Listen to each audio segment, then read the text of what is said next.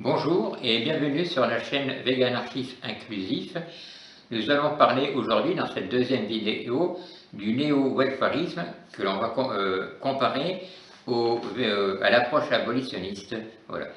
Le néo-welfarisme, c'est un terme qui a été créé par Francione pour désigner une forme d'action qui se veut à la fois welfariste, donc pour le bien-être animal, et qui tend à aller vers le véganisme. Contrairement à la nomination welfariste, qui eux restent dans la démarche de bien-être animal, comme la PMAF ou l'OABA par exemple en France. Les tenants du néo-welfarisme ont tendance à dire que grâce à leurs actions, la question animale a été portée sur la place publique, dans les médias et au niveau politique.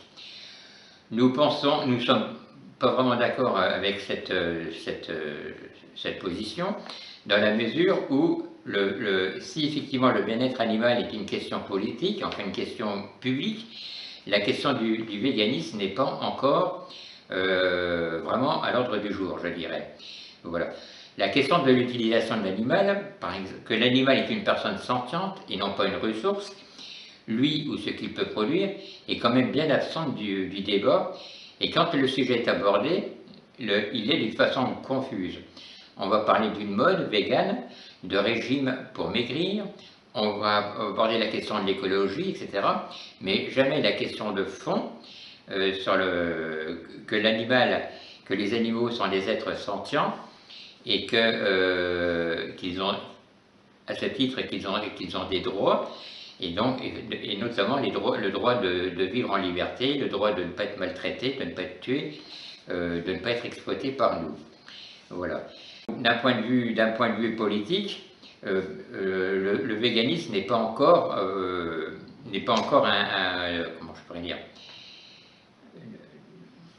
n'est pas encore un enjeu politique. Par exemple, aux dernières élections, Mélenchon, qui a parlé beaucoup de défense animale, abordait plutôt la question de réduction de la viande. Il parle de végétarisme, mais bon, il parle en fait très peu de véganisme. On peut également dire que toute cette propagande qui a été faite en faveur du néo-welfarisme a permis l'éclosion de personnes flexitariennes, végétariennes, mais très peu de végans. Pourquoi? Parce que le néo-welfarisme a créé du consentement. C'est-à-dire que les gens se fournissent en viande dite heureuse, mais cela leur donne bonne conscience, ils ont l'impression de faire quelque chose, mais en fait ils restent sur leur position d'être toujours finalement des consommateurs de cadavres animaux, ou tout au mieux en étant végétariens. Et d'ailleurs, parmi les personnes qui sont aujourd'hui véganes et qui ont suivi, qui se sont imposées des étapes, à savoir par exemple la réduction de consommation de cadavres animaux, qui sont passées par le végétarisme, en fait, beaucoup l'ont fait par ignorance, par manque d'informations sur des sujets comme la consommation des œufs, du lait ou du miel. Voilà. Il y a également, sur le plan médiatique, de nombreuses vidéos où l'on nous montre les excès que l'on peut voir dans les abattoirs ou dans les élevages. Les excès, mais jamais qu'il faudrait s'interroger sur le fait que les animaux ne sont pas des produits de consommation, et que même les meilleurs élevages ou les meilleurs abattoirs SIC seront toujours condamnables. D'ailleurs, la preuve que les gens ne se remettent pas en question en ayant vu ces vidéos, c'est que plutôt que d'arrêter de manger, de consommer du cadavre animal, ils vont faire des pétitions pour demander qu'il y ait des caméras dans les abattoirs. Maintenant, est-ce que le néo-welfarisme est profitable aux animaux? Est-ce que les mesures de bien-être animal leur apportent quelque chose? Et est-ce que ces mesures peuvent conduire au véganisme? Quelques exemples. En 1920, les chevaux des picadors, l'Ordi corrida, ont été protégés par un carapaçon. Or, cela n'a absolument pas aboli la corrida qui existe encore et malheureusement aujourd'hui. Vers 1960, il y a eu la création de pistolets pour étourdir les animaux dans les abattoirs, suite à une campagne de l'OABA et de Brigitte Bardot. Est-ce que cette mesure en faveur des animaux pour qu'ils soient étourdis avant d'être tués, est-ce que cette mesure a permis la fermeture ou l'abolition des abattoirs? Bien sûr, vous savez que non. Il y a également la question des caissons en bois pour les veaux lors de l'engraissement. Une pétition a été créée pour interdire ces caissons en bois.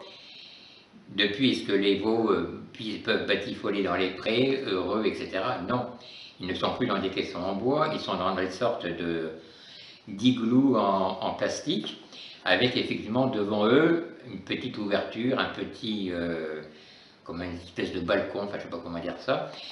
Bon, ils ont un peu plus de place que dans les caissons en bois, mais en fait ils sont quand même toujours immobilisés, et bien sûr ils sont toujours engraissés pour finir à l'abattoir.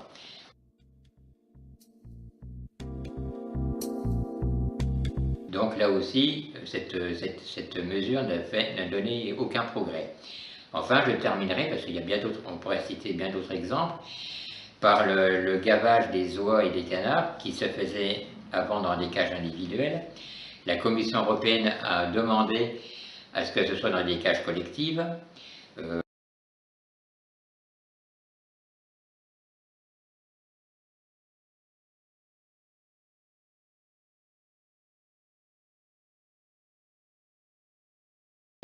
Franchement, je ne vois pas trop le progrès au niveau bien-être animal, que l'animal soit gavé jusqu'à la mort dans une cage où il est seul ou dans une cage collective. Il n'y a absolument aucun progrès à ce niveau-là. Et surtout, ça n'a pas permis l'interdiction du gavage. Voilà. Pour conclure cette vidéo, le néo-welfarisme, parce qu'il n'aborde pas la question que nous ne devrions pas utiliser les animaux, ne peut pas conduire au véganisme. Il est confusionniste et ne sert qu'à donner bonne conscience en créant du consentement et donc une cohorte de végétariens, végétariennes et de flexitariennes, flexitariens. Certes, des personnes deviennent véganes suite à cette stratégie de conversion, mais on peut penser qu'elles le seraient devenues tout autant, et peut-être plus tôt, si elles avaient connaissance de l'approche abolitionniste. Je vous remercie de m'avoir écouté.